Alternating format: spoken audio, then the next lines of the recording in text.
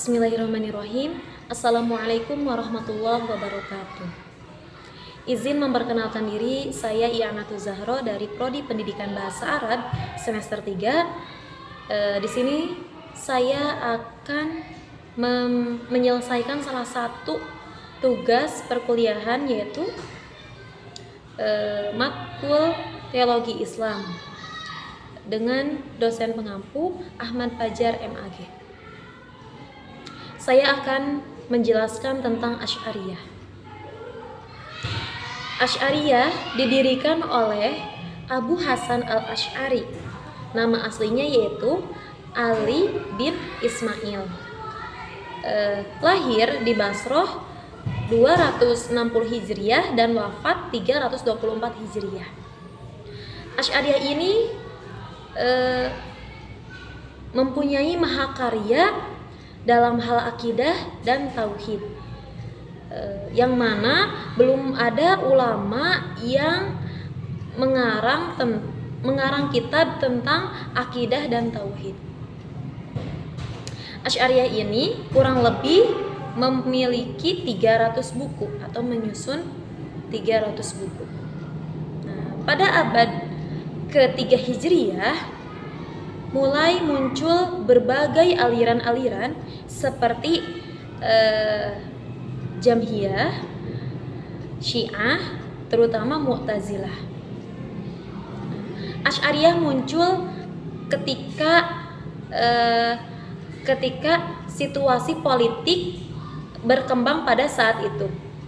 Abu Hasan al-Asy'ari membantah semua pemikiran Mu'tazilah yang menyimpang dalam hal akidah dan tauhid, karena Mu'tazilah ini lebih ke mengedepankan akal dibanding wahyu.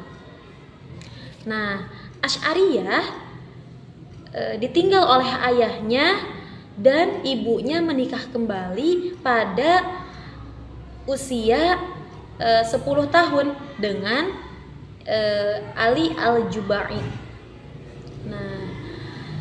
Ali al-Jubai ini sekaligus sebagai guru besar. Asy'ari awalnya seorang ilmu kalam dan memperbesar aliran Mu'tazilah, dan dididik ayahnya Abu Ali al-Jubai sampai umur 40 tahun. Asy'ari belum puas terhadap konsep aliran Mu'tazilah dalam perdebatan dengan Ali al-Jubai, yaitu ayah tirinya. Diriwayatkan Asy'ari bertanya, "Wahai ayahku, bagaimana nasib 3 orang yang meninggal dunia, 1 orang mukmin, 1 orang kafir, dan 1 lagi anak kecil. Bagaimana status nanti di akhirat?"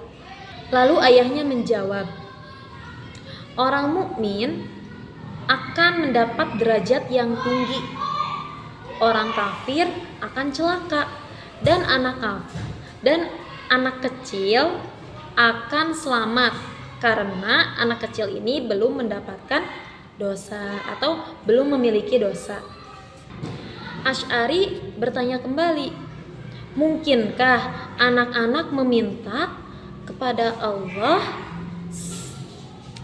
memiliki derajat yang tinggi bersama dengan orang mukmin?" Lalu ayahnya menjawab kembali, "Tidak bisa, karena orang mukmin ini memperoleh derajat yang tinggi karena amalannya, sedangkan anak kecil ini belum memiliki amal." Asy'ari bertanya kembali, "Bagaimana anak kecil itu menggugat kepada Allah dengan berkata, 'Ya Allah, itu bukan salahku. Andai engkau memberiku umur panjang, maka aku akan beramal seperti orang itu, orang mukmin itu.'" Jubai menjawab, "Tetap tidak bisa, karena Allah akan berkata,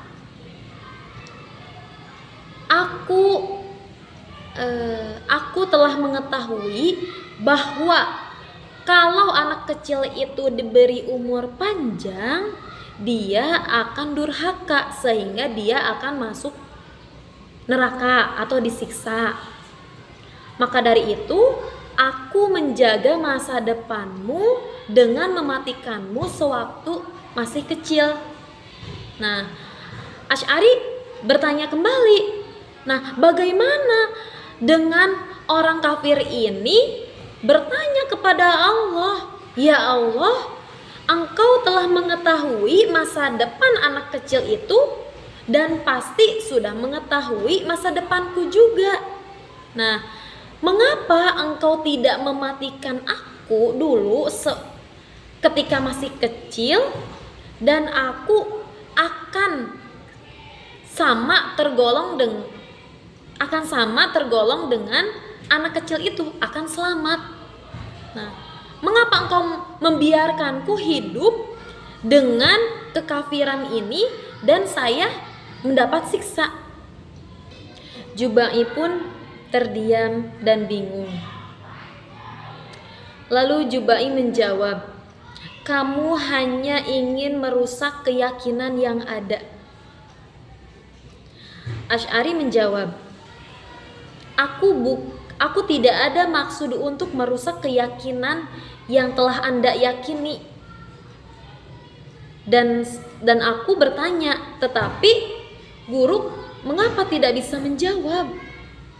Dalam hati Al-Asy'ari berkata,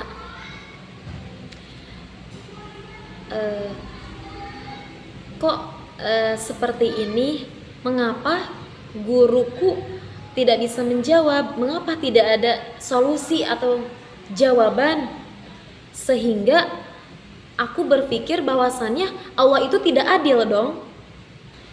Pengakuan Asy'ari telah bertemu Nabi sebanyak 3 kali di bulan Ramadan, hari ke-10, 20 dan 30. Nah, dan Rasulullah memperingatinya bahwa Asy'ari ini harus meninggalkan Mu'tazilah pada umur 40 tahun. Setelah keterjadian ini, beliau tidak keluar rumah selama 15 hari. Setelah berpidato pada hari Jumat dan mengumumkan pertaubatannya dari Mu'tazilah, dan beliau mentafakurkannya kembali. Pada 15 hari, Asy'ari ini membuat makalah sendiri dan membantah aliran Mu'tazilah. Beliau memiliki satu pandangan terhadap pemahaman Mu'tazilah, bahwasannya Mu'tazilah adalah satu pemahaman yang palasi atau cacat dalam berpikir. Maka dari itu beliau merasakan bahwasannya pemahaman tersebut adalah pemahaman yang menurut dia kurang tepat, yang akhirnya dia ingin membuat satu manhaj atau satu metodologi, yang mana metodologi tersebut adalah metodologi sendiri. Namun dalam membuat manhaj tersebut, beliau tidak semena-mena langsung membuat pemahaman, melainkan beliau juga mencoba yang lain atau mencari tahu tentang aliran yang lainnya seperti Jabariyah, Mujasimah, Murji'ah, dan manhaj-manhaj lainnya. Setelah beliau menetas umur tersebut, akhirnya beliau mempunyai pandangan tersendiri, yaitu pandangan Asy'ari. Yang mana pandangan Asy'ari tersebut adalah pandangan yang lebih mengedepankan adab. Maka dari itu, manhaj Asy'ari bisa kita bilang adalah mazhab yang benar, karena mazhab tersebut adalah satu mazhab yang lebih mengikuti Al-Quran, Sunnah, Ijma ulama, dan Qiyas ulama. Sekian dari saya mengenai Asy'ariyah ini, kurang lebihnya mohon dimaafkan. Wassalamualaikum warahmatullahi wabarakatuh.